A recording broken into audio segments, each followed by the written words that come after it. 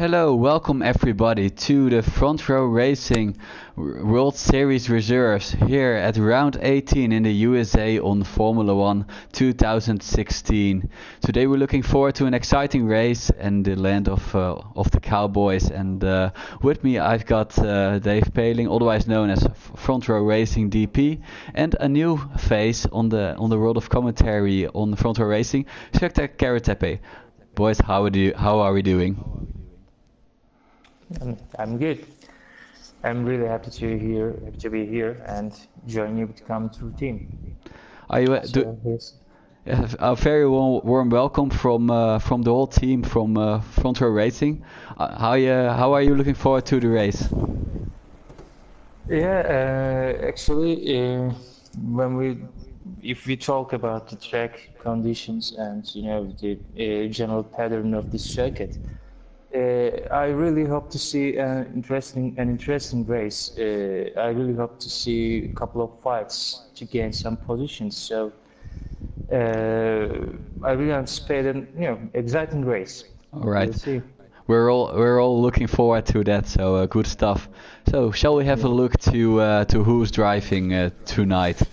For the Mercedes. We can, Niels. Sorry, I'll just quickly butt in. We can. I just want to quickly mention, obviously, apologies to the viewers and the drivers for us getting going a little bit late tonight. I am still inviting a couple of the in the wings drivers in, so we won't send them to the track just yet. But yeah, if you want to run through the drivers for us, that'd be great. Yes, thanks, Dave. So. As the first team, we've got the OG Dragon, a really consistent and fast driver who's sure to have a strong finish. We got Caribbean Crush, who won last week by a hair, we must say. If we remember last week, it got quite exciting running up to the finish line with another driver we'll have a look on in just a second. For Ferrari, we've got Woods V71288, a driver personally I'm not familiar yet, so we'll see how he goes on tonight in the USA. For Williams, we got Drew, a familiar face with Twist Royalty. Especially Twist Royalty is a really fast guy. He gets podiums pretty regularly, so we'll see if he gets on tonight. For Red Bull, we've got Tusmos and Lord GB, familiar faces nowadays. Let's see how it goes on. Renault Sport Formula 1 team, we've got Ozzy and Danny Railton. Danny Railton, he got on the podium last night, even had some good news about his family, so that made it extra special for him. With Ozzy, also a driver who we see a lot and also is known for getting good finishes. For Scuderia Toro Rosso, we got Box 190, a new driver for me. I don't know if he's new, but it sure is exciting for him, and I'm sure he's got the sweaty hands when he gets his car to the start-finish line. For Sauber, we got Coloniax, a fast driver. I think he got some top 5 positions, so I'm sure he's looking forward. For McLaren, we got Tyler R2 2003 and Curly Wurly. Well, Curly Wurly, he must be still shaking from last week when he got second by a hair in the race in Japan when he had a bit of contact running into the finish where we had a little chat after, and I'm sure he thought back on it. For Manor, we've got no drivers, and for Haas, we got Gonk tonight, a steady driver who has driven a lot in the series reserves, and we'll see again tonight. So Dave, how many people do we have in?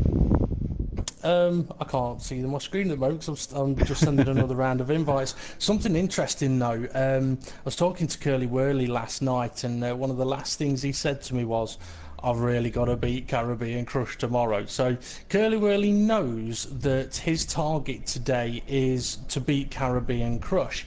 And it's no surprise because those two are probably the leading guys in the World Series Reserves field at the moment.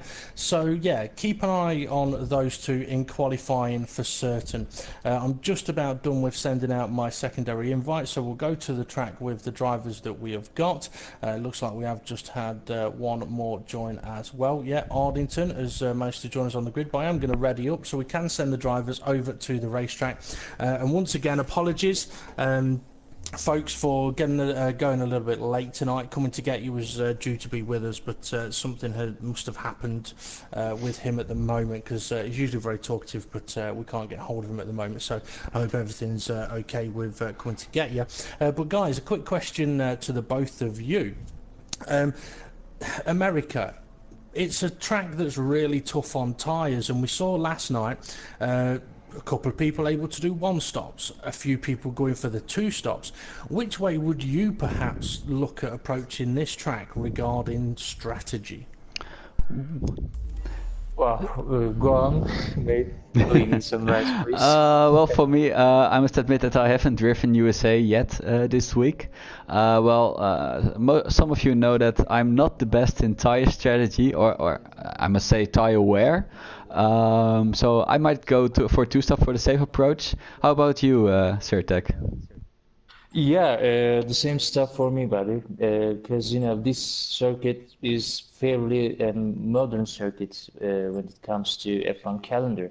So we actually, to be honest, I haven't practiced this circuit so much. So in terms of tire protection and finding a good setup in terms of speed, tire protection, and stability.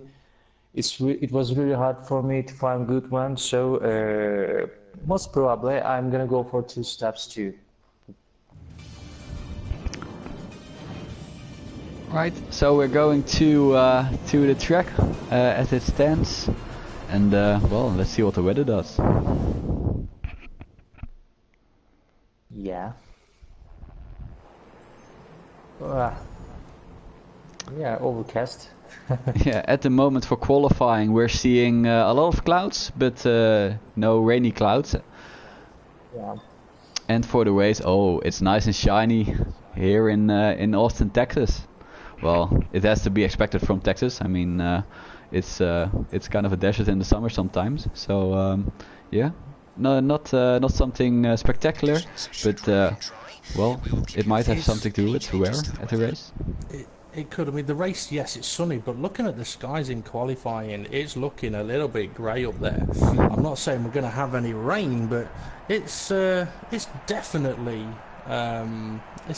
not very sunny for qualifying.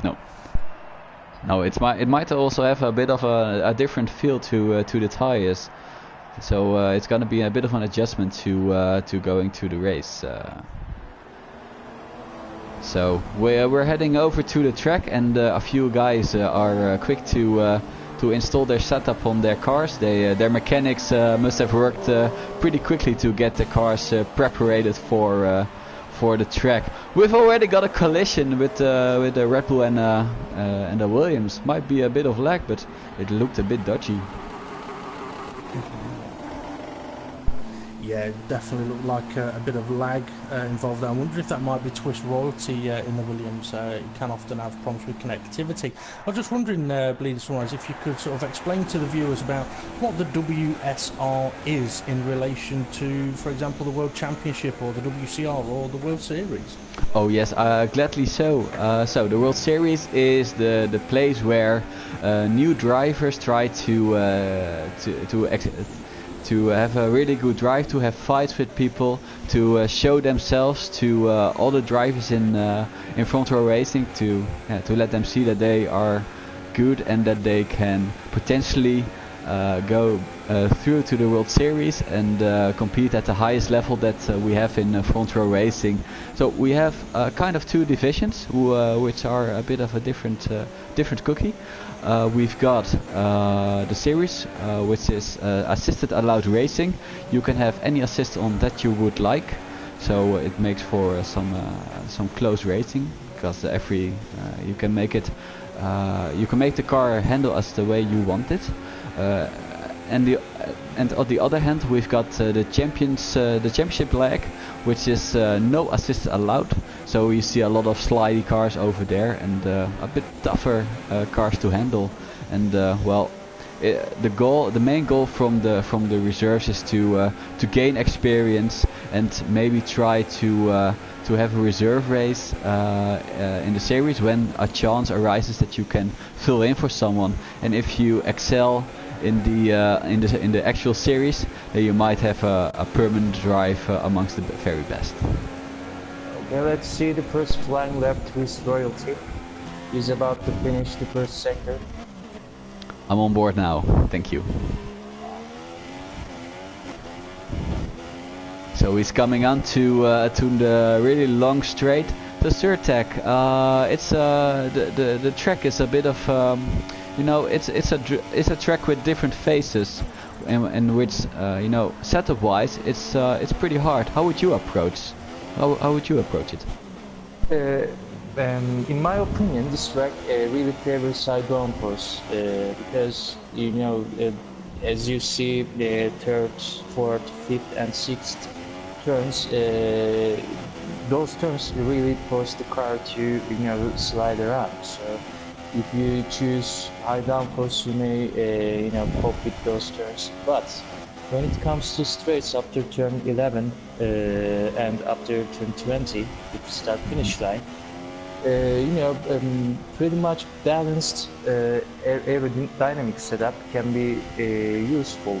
But in that condition, you really have to find your racing line carefully, because if you miss it, just going to cut in a second quickly. Sorry, Curly Whirly's just about to complete a lap, and I think it's going to be provisional pole. Ooh. I just switched on to Curly Whirly running into the final corner of the track, running a good exit and setting a time. Yes, it's first position. It's really pretty good time. And Dave, how far is it from P2 at the moment? Well, he's half a second faster than Toosmoose in second place, but Toosmoose is on the soft compound tyre, Curly Whirly's on the super soft.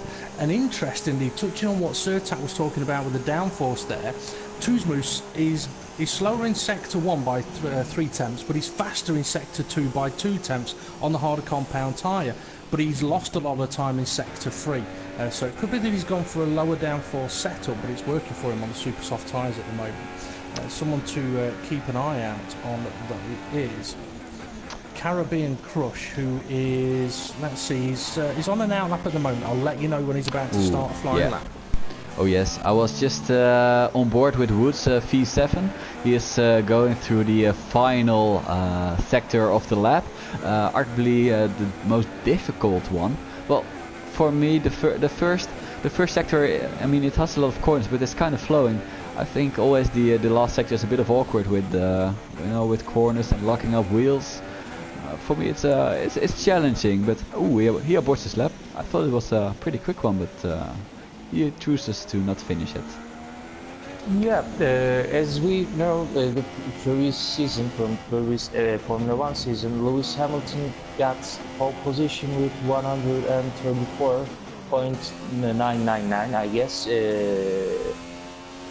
And we also know that in real race, in real Formula 1 race, this track is set to maximum top speed as 313, I guess. But in this game, how hard you push, how hard you try to be fast, with or without any assist, you could barely do 1.36. So just going, sorry, so just going to cut in a sec. Caribbean Crush starting his flying lap now. Carry on. All right. Yeah. Yeah, and if we see any time below 1.36, it would be a really fast and good time for pole position. So Surtek, we're dropping on the Caribbean Crush. Would you like to navigate us through his lap? Yeah, I'm just watching him right now. He's about to turn 6. 25.700 is very good for second time for me. What do you think about that? Oh yeah, I haven't seen the timing screen yet. I've been looking at all the cars. DP, is that a fast time? 25.7. It's not the fastest. Let's see, he's a little bit down on Curly Whirly. He's 3 tenths down on Curly Whirly, but let's have a look at what his second sector time's going to be, because if that is low 39s, then he could be on for a very good lap. And it is low 39, so potentially low downforce setup for Caribbean Crush, a 39.1. Yeah. So the 3 tenths that he lost in Sector 1, he's now pulled that back in Sector 2. So he needs to beat or match a 31.3 in Sector 3 to take pole. Right, he's coming up to the final corner of the track. Having a traction now. Let's see what he does. Goes on the curb for a little bit. Ooh, he goes in second. Yes. As you see. Well, shall we have a look at the shall we have a look on the timing screen to see where everybody's at, and also with his tires. Zetek, would you like to run us through everyone's times that they set to this point?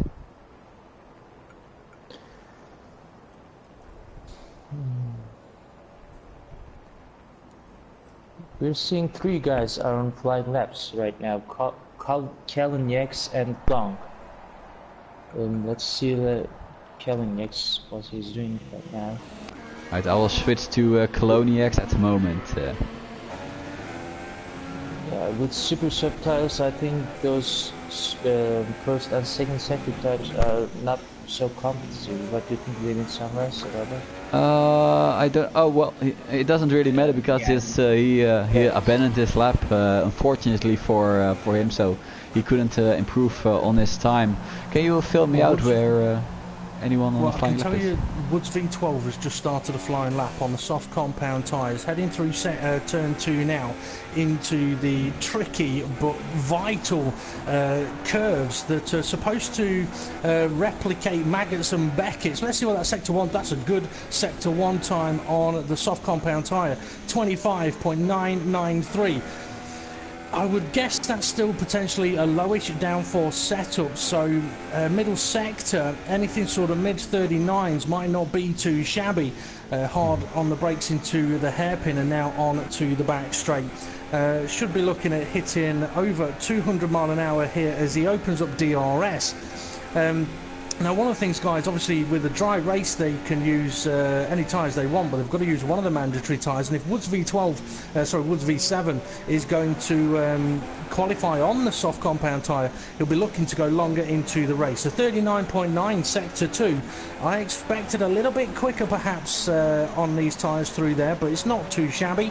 I'm not sure if he's up on those sector times or not. I will have a look. No, he's down on sector 1. He's down on sector 2. So unless he has a phenomenal sector 3 time, he may as well abandon this and go back into the pits, because he's not going to beat his lap time that he's already set on the super soft tyre. Around the final corner he goes, though. DRS will open once again for a short blast to the line, stays in 4th, doesn't improve on his lap time. Yeah. In this first straight line of the circuit before the turn 12, I saw that Woods hit the maximum top speed of 342. In my opinion, this top speed is above average for this circuit, so you really must be using a low downforce setup. And I think this may penalize him in the race when it comes to competing between those 3 corners.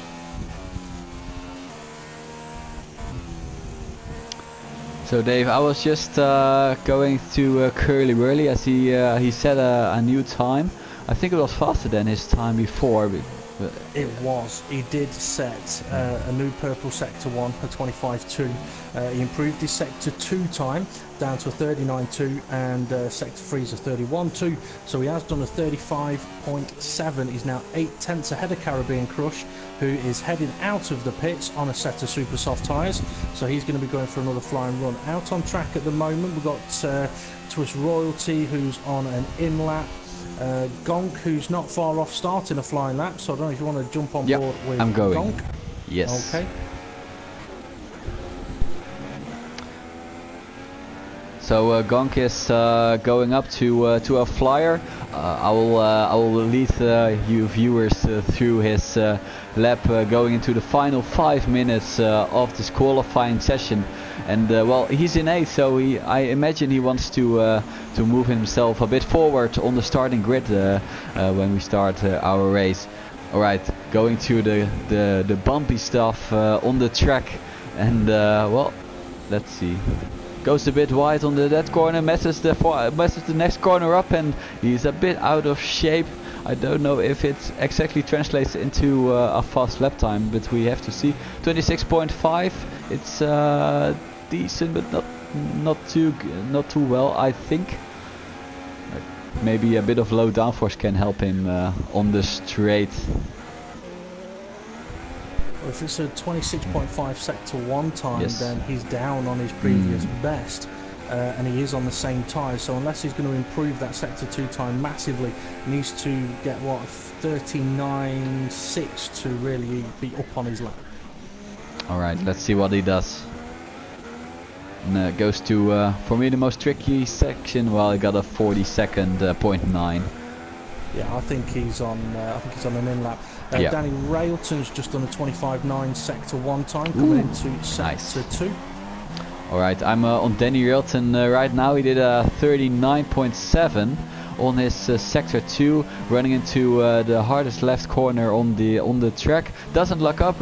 It looks all pretty cleanly going onto a really right-hander, which is actually the mirrored left-hander from the Turkish Grand Prix that we raced a few years ago. I think at least it looks pretty similar. Two apex corners.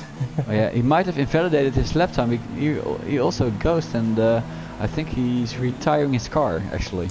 Yeah, he may have gone a little bit too wide. Caribbean Crush is on a flying lap. However, I don't know if he's just backed out of it or what. He did a 25.9 sector 1 time, which was slower than his previous best. So he's probably on a slow lap now to set himself up for one more flying lap.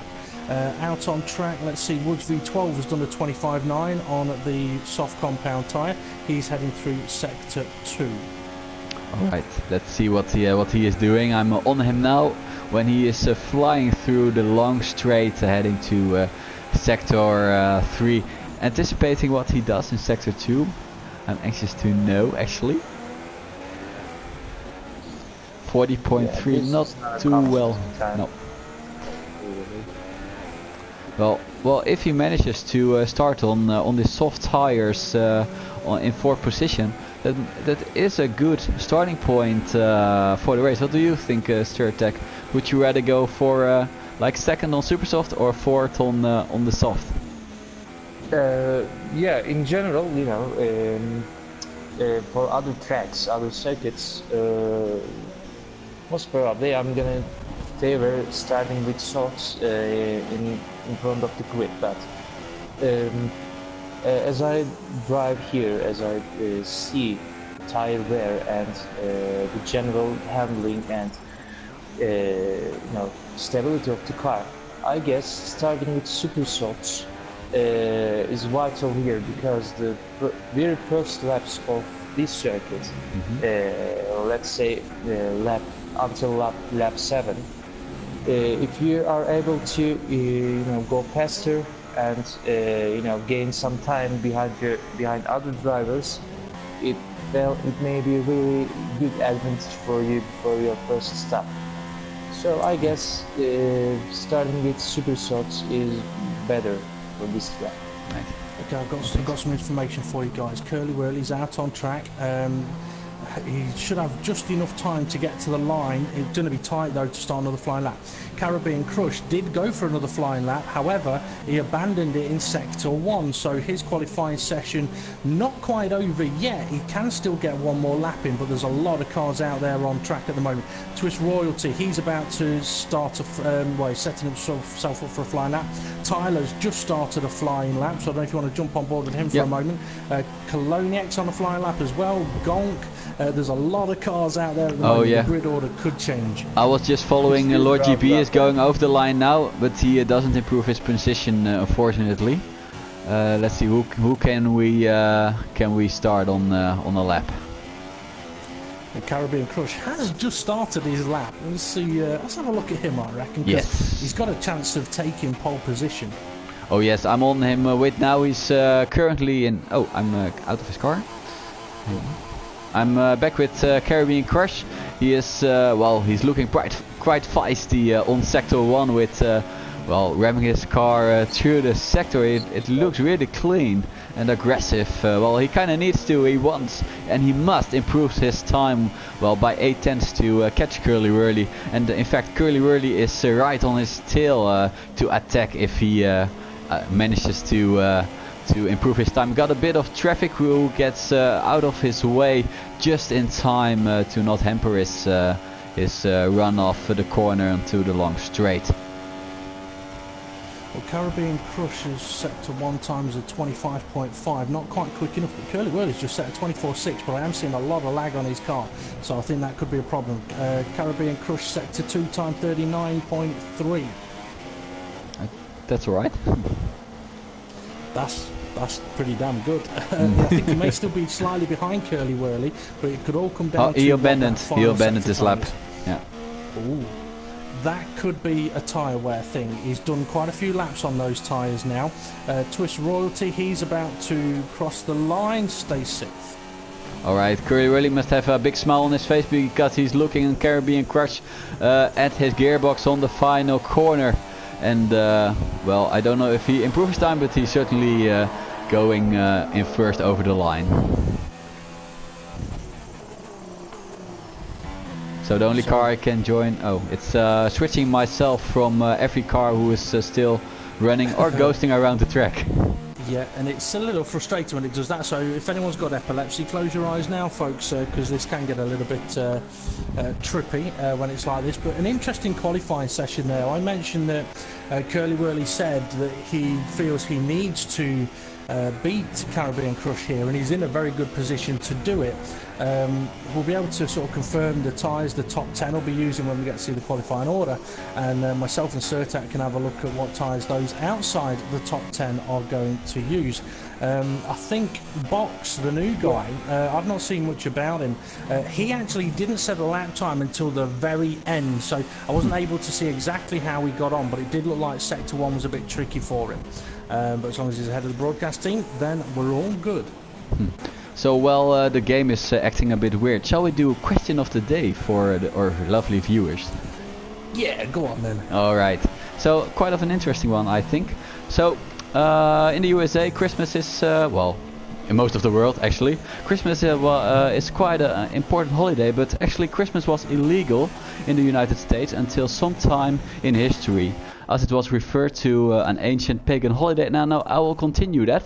Let's see the qualifying results. Would you like me to run through them for you? Yeah, thank you.